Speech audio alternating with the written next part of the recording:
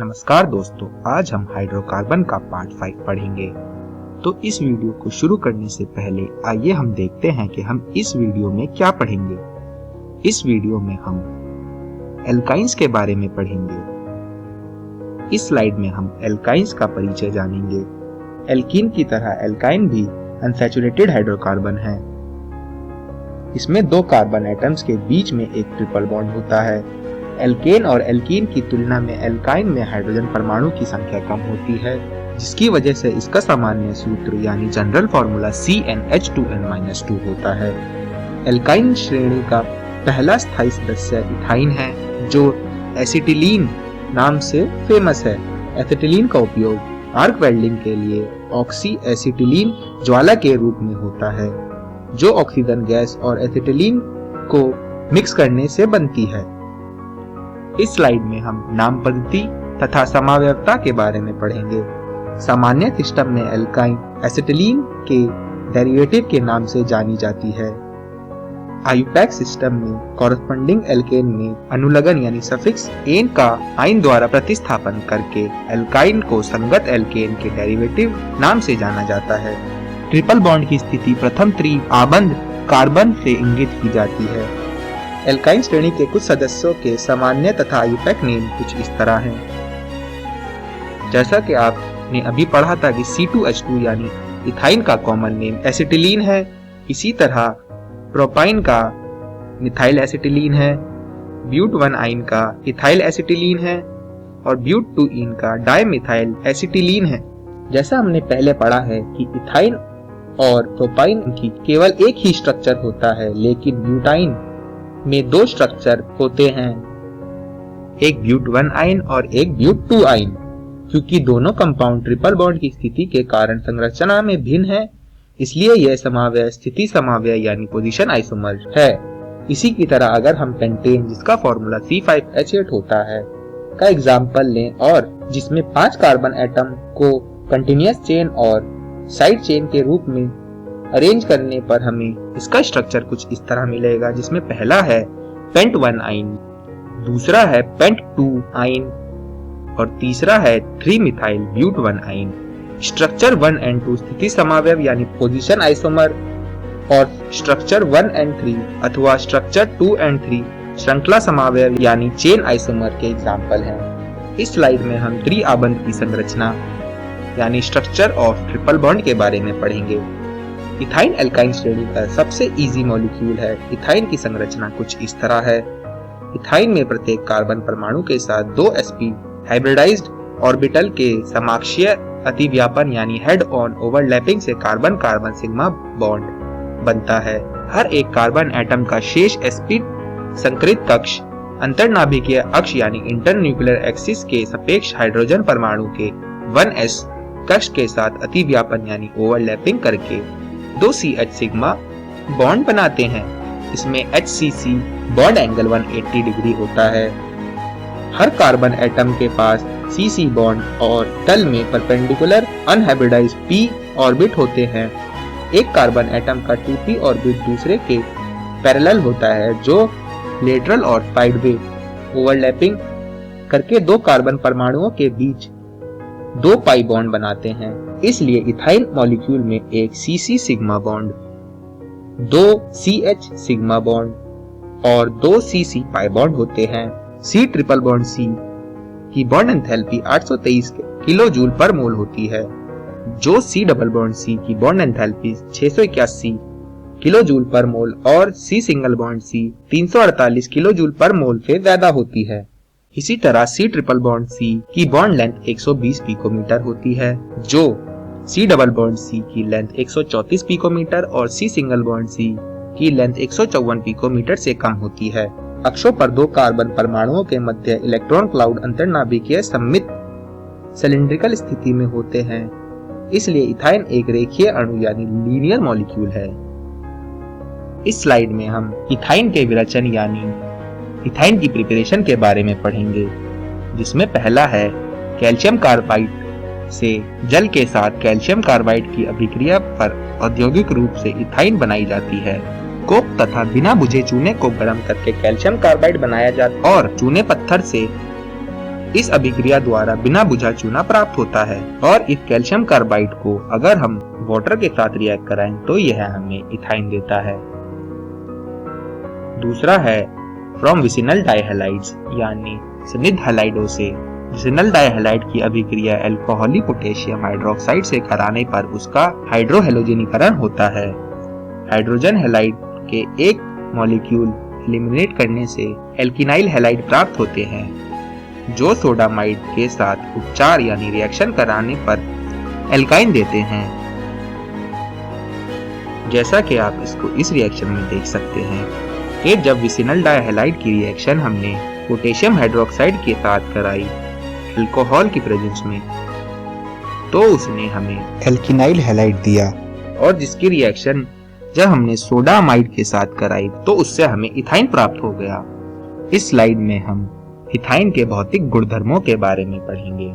Alkynes के भौतिक गुण यानी फिजिकल प्रॉपर्टीज एल्केन्स तथा एल्कीन्स के समान होती है, जिसमें प्रथम 3 सदस्य यानी C1 से C3 गैस होते हैं, अगले 8 सदस्य यानी C4 से C11 द्रव तथा शेष हायर सदस्य यानी C12 से ज्यादा ठोस होते हैं। सारे एल्काइंस रंगीन होते हैं। इथाइन की अभिलाक्षणिक गंध यानी कैरेक्टरिस्टिक ऑर्डर होता है। इसके अन्य सदस्य गंधहीन होते हैं। एल्काइन दुर्बल ध्रुवीय जल के हल्के तथा जल से अमिश्रीय होता है। कार्बनिक विलयकों जैसे ईथर, कार्बन टेट्राक्लोराइड और बेंजीन में विलय यानी सॉल्युबल होते हैं। इनके बॉइलिंग पॉइंट, मेल्टिंग पॉइंट तथा घनत्व यानी डेंसिटी अणुभार यानी मॉलिक्यूलर मास के साथ बढ़ती है। इस स्लाइड में हम एल्काइंस के रासायनिक गुणधर्मों के बारे में पढ़ेंगे। एल्काइंस ज्यादातर अम्लीय प्रकृति, योगात्मक तथा बहुलीकरण अभिक्रिया प्रदर्शित करती है। इसमें पहली है एल्काइन का अम्लीय गुण यानी acidic character of alkynes. Sodium metal या सोडामाइड स्ट्रॉन्ग बेस होते हैं। ये इथेन के साथ अभिक्रिया करके डाइहाइड्रोजन मुक्त कर सोडियम एसिटिलाइड बनाते हैं। इस प्रकार की अभिक्रिया इथीन तथा इथेन प्रदर्शित नहीं करते। इथाइन में हाइड्रोजन परमाणु sp हाइब्रिडाइज्ड कार्बन एटम से, इथीन में sp2 हाइब्रिडाइज्ड कार्बन एटम से, इथेन में sp3 हाइब्रिडाइज्ड कार्बन एटम से जुड़ा रहता है। इथाइन के sp हाइब्रिडाइज्ड ऑर्बिट्स में मैक्सिमम s कैरेक्टर 50% के कारण उसमें हाई इलेक्ट्रोनेगेटिविटी होती है। इसलिए ये इथाइन CH बॉन्ड के साझा इलेक्ट्रॉन को इथीन में कार्बन के sp2 हाइब्रिडाइज्ड ऑर्बिट तथा इथेन के कार्बन के sp3 हाइब्रिडाइज्ड ऑर्बिट की तुलना में अपनी ओर अधिक आकर्षित करते हैं, जिससे इथेन तथा इथीन की तुलना में इथाइन में हाइड्रोजन परमाणु प्रोटॉन के रूप में आसानी से विलोपित यानी एलिमिनेट हो जाते हैं। इसलिए ट्रिपल बॉन्ड कार्बन एटम से जुड़े हाइड्रोजन एटम अम्लीय प्रकृति यानी एसिडिक कैरेक्टर के होते हैं, जिसको हम इस एग्जाम्पल से समझ सकते हैं कि जब हमने इथाइन की रिएक्शन सोडियम से कराई तो उसने मोनोसोडियम इथेनाइड बनाया, और जब हमने मोनोसोडियम इथेनाइड की रिएक्शन फिर सोडियम से कराई तो उसने डाइसोडियम इथेनाइड बनाया। इसी तरह जब हमने प्रोपाइन की रिएक्शन सोडामाइड से कराई तो उसने सोडियम प्रोपेनाइड बनाया। यह ध्यान में रखने वाली बात है कि ट्रिपल बॉन्ड से जुड़े हाइड्रोजन परमाणु एसिडिक होते हैं यानी अम्लीय प्रकृति के होते हैं, लेकिन इथाइन के सारे हाइड्रोजन एटम एसिडिक नहीं होते। अभी जो रिएक्शन हमने पढ़ी थी यह रिएक्शन एल्कीन और एल्केन द्वारा प्रदर्शित नहीं की जाती। यह परीक्षण एल्काइन, एल्कीन तथा एल्केन में विभेद करने हेतु प्रयोग किया जाता है। एल्केन, एल्कीन तथा एल्काइन इस क्रम में एसिडिक कैरेक्टर दर्शाते हैं कि सबसे ज्यादा एसिडिक कैरेक्टर इथाइन का होता है, फिर उससे कम इथीन का और सबसे कम इथेन का। इसी तरह ट्रिपल बॉन्ड में सबसे ज्यादा एसिडिक कैरेक्टर इथाइन का होता है, फिर प्रोपाइन का और फिर ब्यूटाइन का, यानी जितने कम कार्बन उतना एसिडिक कैरेक्टर और जितना ज्यादा बॉन्ड उतना एसिडिक कैरेक्टर। दूसरा है योगज अभिक्रिया यानी एडिशन रिएक्शन। एल्काइंस में ट्रिपल बॉन्ड होता है, इसलिए यह हाइड्रोजन, हैलोजन, हाइड्रोजन, हैलाइड आदि के 2 मॉलिक्यूल से योग करते हैं, जिसका एग्जाम्पल कुछ इस तरह है। बना हुआ एडिशन प्रोडक्ट सामान्यतः वाइनिलिक कैटाइन के स्टेबिलिटी पर निर्भर करता है। अनसिमेट्रिक एल्काइंस में योगज मार्कोनिकोव नियम के अनुसार होता है। एल्काइनों में अधिकतर अभिक्रिया इलेक्ट्रॉन्स नहीं योगज अभिक्रिया है। योगज अभिक्रिया में पहला है डाइहाइड्रोजन का संयोजन। इस रिएक्शन को हमने पहले भी कई बार पढ़ रखा है कि जब हम इथाइन की रिएक्शन डाइहाइड्रोजन के साथ प्लेटिनम निकल कैटलिस्ट की उपस्थिति में कराते हैं तो वह इथीन बनाता है, और जब हम उसको दोबारा डाइहाइड्रोजन से रिएक्ट कराते हैं तो वह इथेन बना देता है। इसी तरह प्रोपाइन के साथ भी है। दूसरी है हैलोजन का संयोजन। यह रिएक्शन भी हमने पहले पढ़ रखी है कि जब हमने प्रोपाइन की रिएक्शन Br2 से कराई तो वह 1,2 डाइब्रोमोप्रोपीन देता है, और जब हमने दोबारा उसकी Br2 से रिएक्शन कराई तो वह 1,1,2,2 टेट्राब्रोमोप्रोपीन देता है। इस संकलन पर ब्रोमीन का लाल नारंगी रंग डीकलराइज हो जाता है, इसलिए इसे अनसैचुरेशन के परीक्षण के लिए प्रयुक्त किया जाता है। तीसरा है हाइड्रोजन हैलाइडों का संयोजन।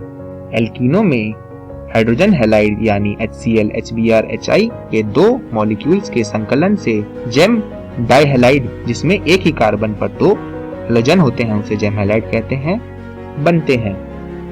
इसका एग्जाम्पल कुछ इस तरह है कि जब हमने इथाइन की रिएक्शन HBr से कराई तो वह 2-ब्रोमोइथेन देगा, और जब 2-ब्रोमोइथेन की रिएक्शन फिर HBr से कराई तो वह 1,1 डाइब्रोमोइथेन देगा। और आप इसमें देख सकते हैं कि यह HBr भी मार्कोनिकोव रूल के द्वारा ही लगा है। इसी तरह हम प्रोपाइन को भी देख सकते हैं कि जब हमने प्रोपाइन की रिएक्शन एक्सेस ऑफ HBr से कराई तो वह 2,2 डाइब्रोमोप्रोपेन बनाता है। चौथा है जल का संयोजन। एल्केन तथा एल्कीन्स की तरह एल्काइन भी जल में अमिश्रीय होते हैं और जल से अभिक्रिया नहीं करते हैं। एल्काइन 333 केल्विन पर मर्क्यूरिक सल्फेट तथा डाइल्यूट सल्फ्यूरिक एसिड की उपस्थिति में जल के एक अणु के साथ संयुक्त होकर कार्बोनिल यौगिक देते हैं। इसका एग्जाम्पल कुछ इस तरह है। पांचवा है बहुलकीकरण यानी पॉलीमराइजेशन, और यह दो तरह के होते हैं, जिसमें पहला है रैखिक बहुलकीकरण यानी लीनियर पॉलीमराइजेशन।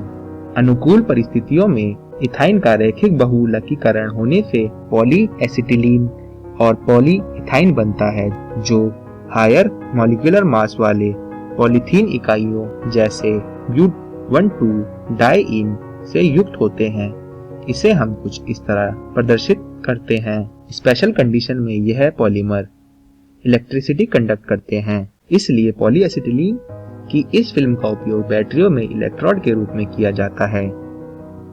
मेटल कंडक्टर की अपेक्षा यह फिल्म हल्की, सस्ती तथा सुचालक होती है। दूसरा है चक्रीय बहुलकीकरण यानी साइक्लिक पॉलीमराइजेशन। इथाइन को रेड हॉट आयरन ट्यूब यानी लाल तप्त लोहा नालिका में 873 केल्विन पर प्रवाहित करने पर उसका चक्रीय बहुलकीकरण हो जाता है। इथाइन के 3 अणु बहुलकीकरण होकर बेंजीन बनाते हैं, जो बेंजीन व्युत्पन्न रंजक, औषधि तथा अनेक कार्बनिक यौगिकों के प्रारंभिक अणु हैं।